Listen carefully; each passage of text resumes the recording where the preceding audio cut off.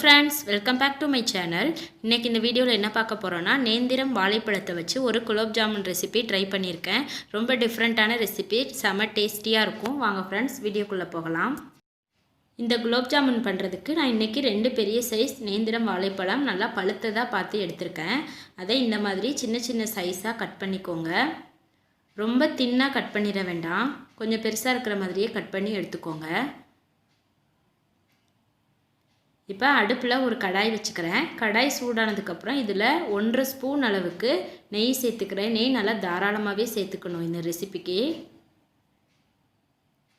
இப்போ நெய் சூடாயிடுச்சு. இதில் நம்ம எடுத்து வச்சிருக்கிற வாழைப்பழத்தை ஒவ்வொரு பீஸாக இதில் சேர்த்துக்கோங்க. நல்லா நெய்யில் நல்லா ரோஸ்ட் பண்ணி எடுக்க போகிறோம். நல்லா கோல்டன் கலர் வர்ற மாதிரி ரோஸ்ட் பண்ணி எடுத்துக்கணும்.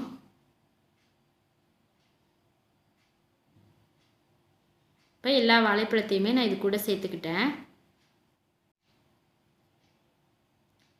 ஒரு 2 நிமிஷத்துலேயே இது ஒரு கோல்டன் கலருக்கு மாறிடும். இதை இன்னொரு சைடுக்கு நம்ம திருப்பி விட்டுக்கலாம்.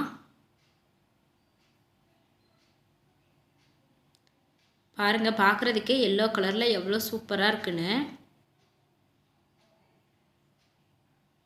ரொம்ப டிஃப்ரெண்ட்டான ரெசிபி, செம்ம டேஸ்டியாக இருக்கும். கண்டிப்பாக நீங்கள் ட்ரை பண்ணி பாருங்கள்.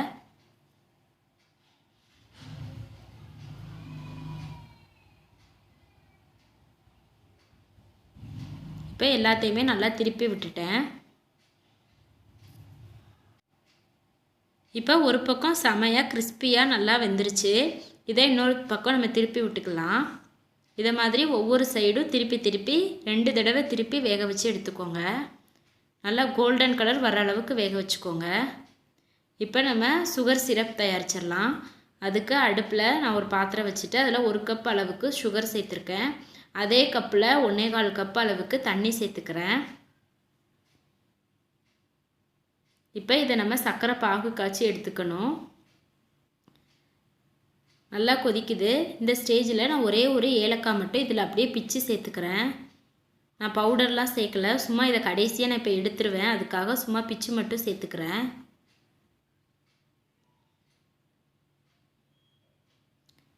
இது ஒரு கம்பிப்பதம் வர அளவுக்கு மட்டும் இருந்தால் போதும். இப்போ அந்த ஏலக்காவை நான் வெளியில் தனியாக எடுத்துக்கிட்டேன்.